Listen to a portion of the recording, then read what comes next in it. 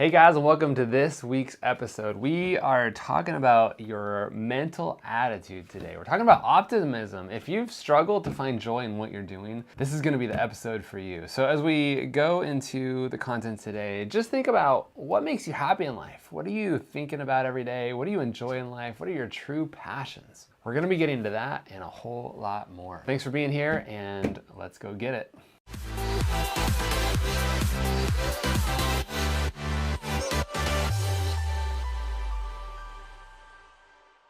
Hey guys, and welcome to this week's episode of Facebook Friday. Erik here of the Orange Stack, and I appreciate you guys showing up every week to learn how to grow your business, how to do more, and how to crush the real estate world. Hope you guys are doing fantastic right now. Guys, today we are talking about the fun topic of optimism. There's some fun things that we can think about today, and really, we're trying to make you guys happy. We're trying to find the joy in your life that you get when you get to do what you love every single day. This last month, we've been talking about chasing money, chasing dreams, chasing what's maybe not on the forefront of your mind, but something that you have positioned yourself to think about more often than not. So as we get into this, think about optimism and what's going to make you happy, and how focusing on your dreams and your goals and the things that you're trying to accomplish in this life will help you accomplish a better life. It's amazing when you have your mindset straight and you know what you're supposed to be doing and your thoughts are positive and aligned with your intentions and your actions. It's amazing how clear your life can get and how positive it can be, and what you focus on is going to change everything. So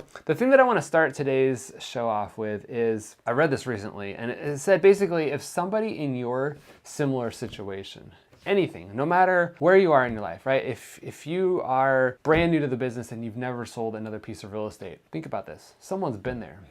If you have a hard time reading and you can't read through contracts because you struggle with big words, someone's been there before. If you've had depression in your life, or anxiety, or a million other reasons why life is challenging for you, someone's probably been there before. And if someone's been there before and they have accomplished the things that you're trying to accomplish, that means it's possible. Think about that for a bit, right? Like, unless you're the first one to do something like flying an airplane, or creating the car, or creating one of these complicated devices, right? Like, so much stuff has been done in our life that we're just trying to do, that we're stuck in. We're trying to reinvent the wheel so many times in our life that somebody else has probably paved the road for us. So if there's somebody who's in your situation who's ever accomplished anything that you're after, just know that they set the roadmap for you, that you can follow them and see how they did it and improve on their results and do it faster and better, okay? So go find somebody. If you struggle with things, go find somebody who's in your similar situation and know that if they did it, you can do it too. And if it took them 10 years to do it, try to do it in 5 or 2 or 1, right? They made it easy. They showed you how to do it. They struggled through all that pain. They already figured it out. So don't try to figure it out yourself.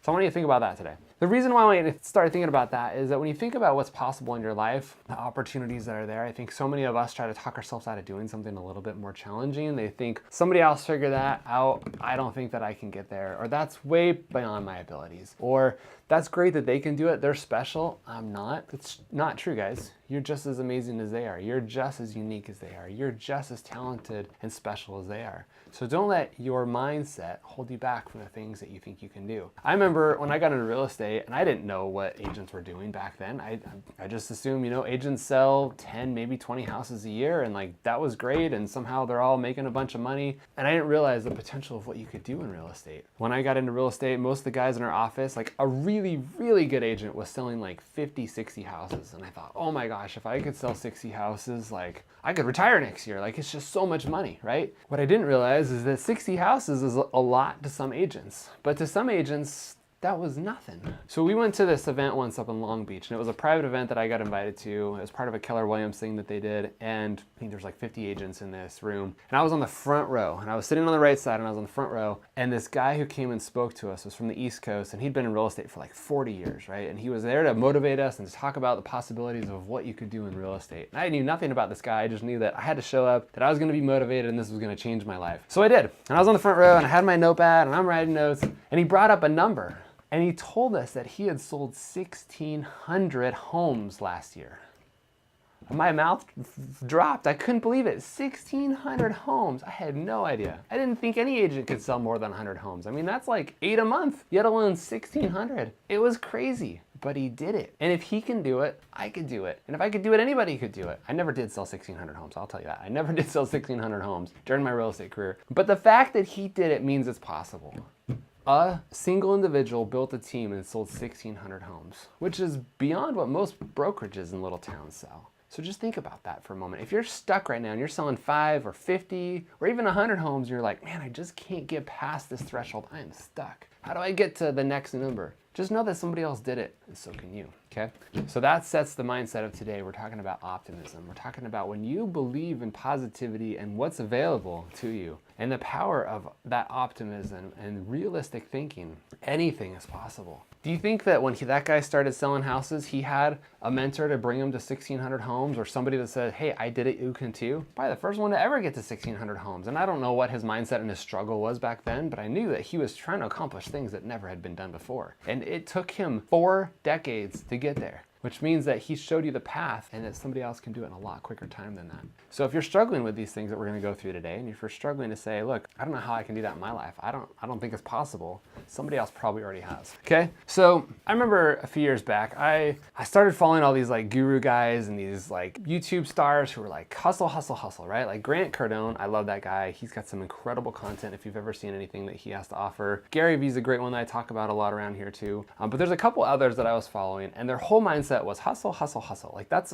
all they told me to do was just go work harder, you know, go work 20 hours a day, go work 22 hours a day, get as little sleep as you possibly can. And after a while, you may be on that same path right now and you may be thinking, look, I can keep this 20-hour workday up, no problem. After a while, you get kind of burned out. And unless you're loving what you're doing, it's gonna be a struggle. I remember reading about Elon Musk getting like 2 to 4 hours of sleep when he was starting Tesla and the struggle that he was. And like he was on interview on some of these TV shows and he's just like groggy and his eyes are all over the place and he was struggling to stay awake, even though he was passionate about what he was doing. It's a struggle to keep up that hustle after a long time. And what I realized is that these guys that I was following were teaching this hustle, hustle, hustle mode because they were about money. They were about items in this life that they're trying to obtain, right? They're about watches and fancy cars and big houses and stuff, which is great. If that's what motivates you, awesome, go for it. But just to hustle the hustle or just to hustle to try to accomplish or get something, it's gonna burn out after a while. What happens after you get that thing, right? Like let's say we talked about a G550 the other day because I saw one when I was out at this meeting, and if you check our vlog, you'll see what I'm talking about.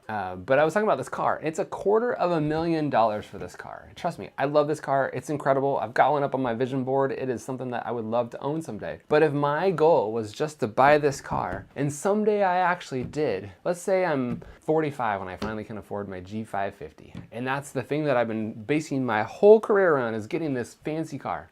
And I do. At 46, and I've already accomplished all my goals, what am I gonna do, right? So there needs to be something beyond the point of saying, this is the one thing that I'm after. And maybe after you get that, there's something else and something else and something else. But if hustle is your only drive and your only motivation and your only reason to get out of bed in the morning is to work harder than everybody else and to show everybody else, I get less sleep than you and I'm more amazing than you, you're gonna struggle. So to find the joy in your life and find the happiness that's gonna push you from day to day to day, that's what's gonna keep you going. You've gotta find that happiness. You've gotta find the things in this life that you're passionate about and enthusiastic about and motivated to accomplish. You know, you got into real estate for a reason. It probably wasn't to work 24/7. It probably wasn't to make thousands of phone calls every single day or knock tons of doors or deal with complaining clients or other crazy real estate agents and all that kind of stuff. There's a reason that you got into real estate. What is it? Do you remember those things that got you that joy? Is there a reason that you said, yeah, let's go take that real estate license? I like helping people. I like holding their hand. I like bringing families together and buying houses or bringing success to individuals who are trying to accomplish these things. What were the reasons that you got into real estate? Okay, focus on that for a second. Okay, so I was chasing all these people and I was, thinking I gotta get this car and I've gotta get this house and I've gotta have that fancy watch and all these nice things, but they weren't truly happy in what they were after. They were loving the hustle, and that's great. But now if you follow some of these guys that I was chasing, the hustle's kind of worn off. They've gotten a little bit older. The go, go, go, go, go attitude is kind of fading out, and they're starting to burn out. And I think that there's a lot of guys in their 20, 25, early 30s who are kind of in that same pattern. But then other things start coming up, right? You realize that you need to spend more time with your family if you've got a family, or you need to spend more time on your health and eating right and working out right and just doing things that are more impactful and meaningful to you. And I totally appreciate the hustle that you have to spend in a new business. I've been in a new business several times now. I've had new ventures here and there. And the first couple of years are a grind. Like you've got to stay up late. You've got to put in the work. You've got to do more than the average person is just to make it work. That's why most businesses fail within the first year. And even, well, not even more, but most complete businesses are out in 5 years. And to stay past that 5-year point, you've got to do things that most people don't. You can't just show up from 8 to 5. You can't just be there during normal business hours and expect you to win. You've got to go above and beyond. But if you've been doing this for 5 years or 10 years or 15 years and you're still in that hustle mode and you're still thinking, look, I can survive on 2 or 3 or 4 hours of sleep, you're gonna burn out. You gotta change things. You gotta mix it up and spend more time on downtime. You gotta get more rest sometimes. You gotta, again, eat healthier and sustain your body.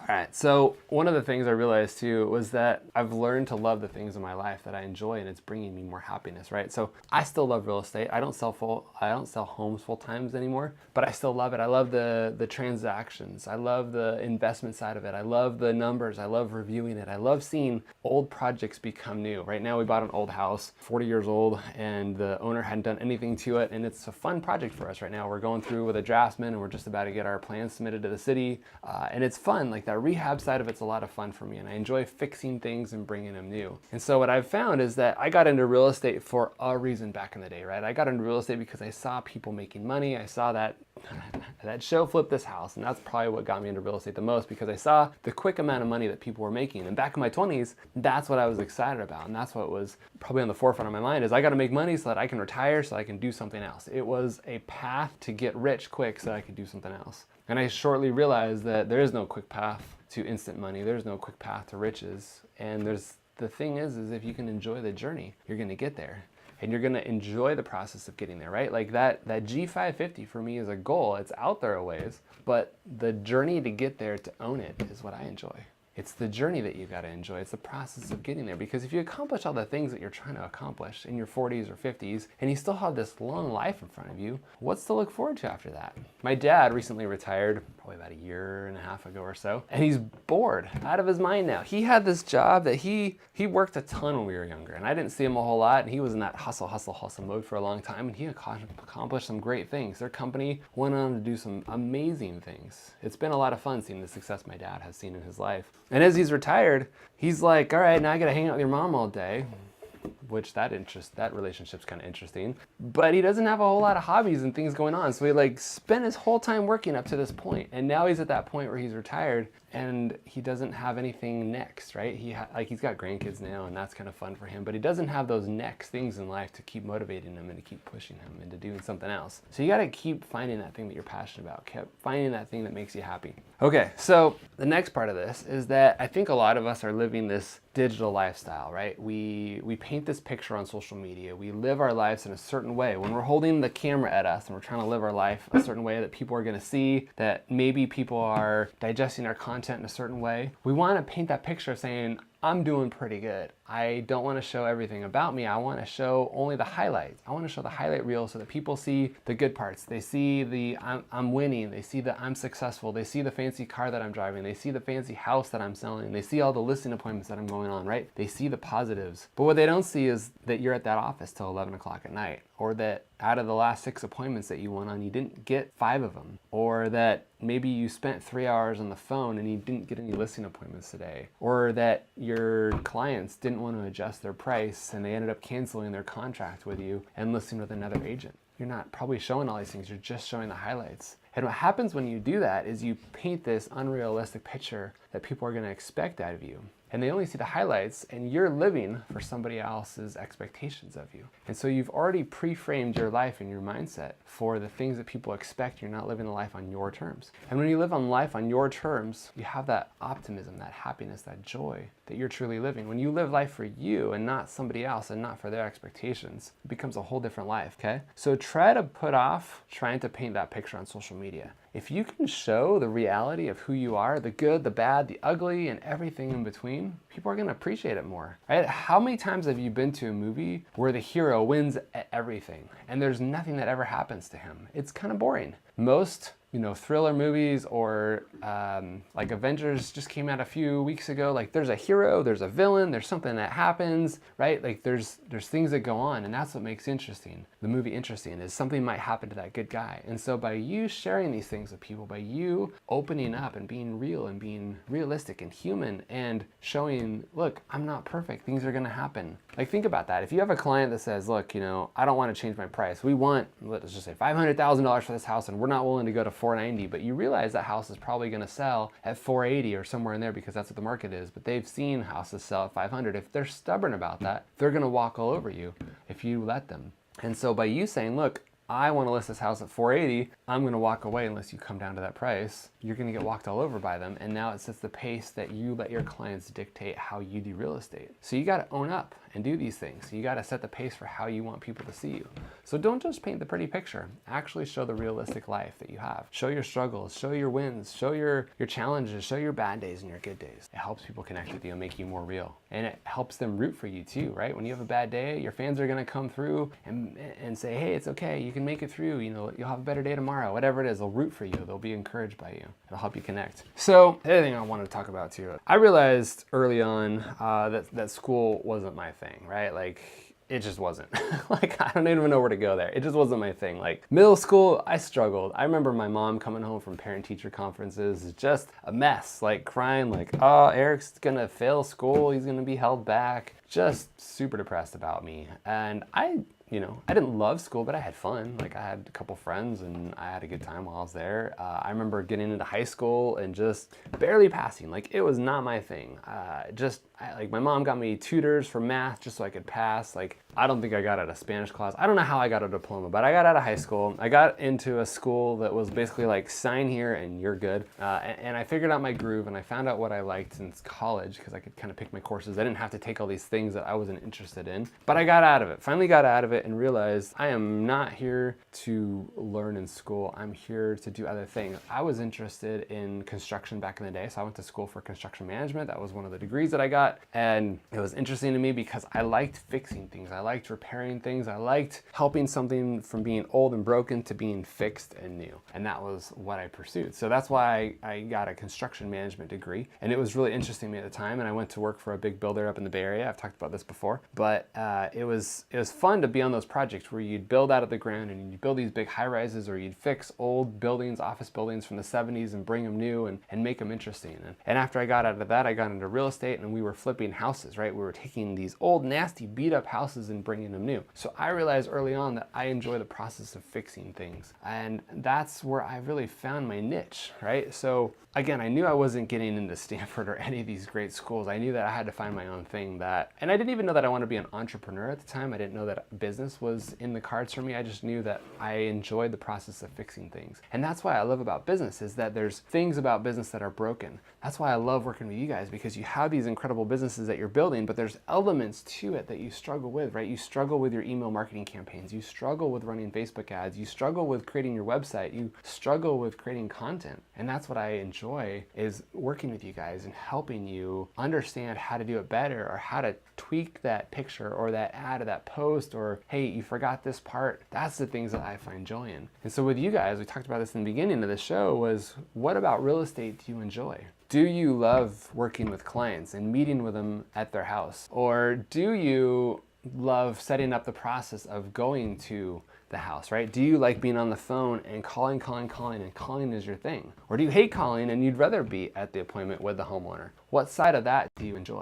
Do you like running the business as a business owner and you like owning a real estate team, or do you actually want to be the agent that works with the clients? Where are you in the process of that? You've got to, if you want to be in real estate and real estate's your thing and you realize I like the process of selling real estate, what avenue on that do you enjoy? When we had our team, I was not the guy that met with the homeowner. I was not the one that showed houses. I understood that part because I've done it before. I did the background stuff to help our team flow because I like the business management side of it. So where are you in this? Are you that people person, that extrovert, the one that likes being there and helping people, the one that helps keep the client happy? Or are you the kind of more the behind the scenes who wants to run the business? Okay, so focus on what you enjoy. And when you focus on what you enjoy, you find that happiness, you find the groove that you're in, your life's just gonna make sense. Because again, if you're in real estate and I talked to this agent actually this morning, we're talking about teams and being solo and all that kind of stuff. And she said, was a team the best choice for you? Was that the route you wanted to go? And I said, 100% yes. Because I knew that I didn't want to fulfill all capacity of the real estate team. Like I didn't want to show houses. I didn't want to have to schedule houses. I didn't want to have to deal with the staging. I didn't want to have to deal with the price changes. I didn't want to have to deal with, an agent calling me at 10 o'clock at night saying, hey, we got to show this house. Like I just wanted to pick the parts I wanted to work on. And so by having a team,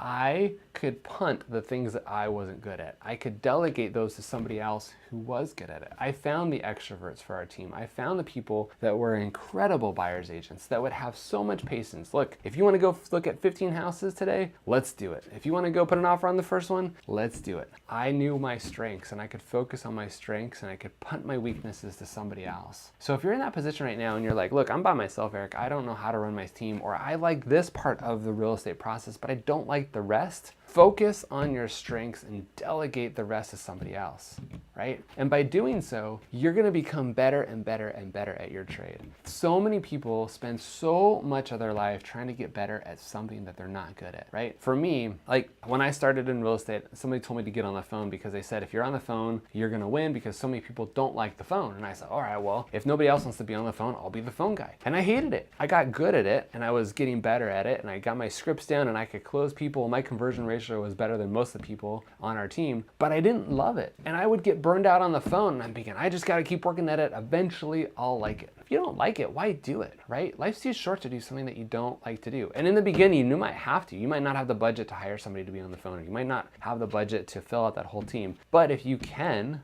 as soon as you can afford it, focus on the parts of your life that you want to in your real estate team and hire that ISA or hire that door knocker or hire somebody who can remotely call or lead gen for you. Or if you will have to, pay somebody to create leads for you so that you can just follow up with the positive leads who are ready to go. The point is don't spend your whole life trying to accomplish something that you're terrible at. And maybe you want a new talent, and that's a whole nother story, but focus on your strengths and you'll become amazing at it. Pick the one thing in this life that you're gonna be great at and go deep on that. You'll know what it is. Your heart will tell you what you're passionate about, what you're excited about, what you wanna go deeper on, and you can go super deep on that, focus on that, become the master at that, and delegate everything else, and your life will make sense. So when you focus on your strengths and punt your weaknesses, the world will become a better place. Trust me. Okay, so yeah, basically put yourself in a position to succeed. That's the end of it. Put yourself in a position to succeed and you're gonna win every single time. So guys, when you're optimistic, when you're happy with your results, when you're straight in your head, when you have the mindset that's gonna win, when you're doing the things that you love in this life, you've put yourself in a position to win. You're gonna win every single time. So focus on the things that you love in life. Again, why did you get into real estate? Write that down. Spend time this weekend. It's Friday. Whenever you're watching this, spend time this weekend or the next couple days, write down the top 20 things of why you got into real estate. Could be, I'd love to get on the phone. I'd love to door knock. I love to see houses. I love to make money, whatever it is. Write down, let's go top 10 things that you love about real estate. And then see of those things, what is it that I can do? Or what am I doing in my business? And how do I step back and say, I don't love this part. I don't like this part. Or I don't like that part. How can you delegate those things? And by next week, you should have a list of what you can delegate and then start filling in the gaps. What can I start giving off to other members of my team? How can I start hiring these things out? You may not even need to hire somebody full-time for a lot of these things, right? So just for example, we had a couple ISA members on our team, inside sales agents. They were great on the phone. I knew that it was hard to find people on the phone who were in real estate. We found a couple guys who were great on the phone. That's just what they wanted to do. They were not super great at meeting with people in real life. They were better on the phone. So we hired them. They would work for 4 hours. They would make their 250 phone calls for the day. They would hang up and that was that. And I paid them for that time. That was all they had to do. Show up, make calls, go home. Other people fulfilled the appointments that they were able to make, and they were able to go on all these listing appointments and be able to sell houses. And it just was a great system, right? So figure out how you can fill those needs. Okay, how's a good one?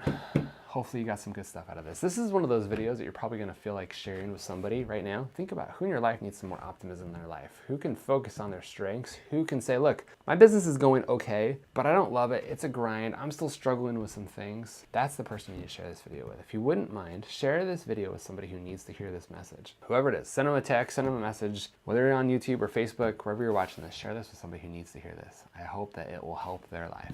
Guys, thanks for being here every single week. This is our Facebook Friday show. show. I appreciate you being here, checking in, learning how to grow your real estate business. We are coming up with some incredible things over the next few months. I appreciate the people who are dedicated, faithful followers of the show who come here every single week to watch.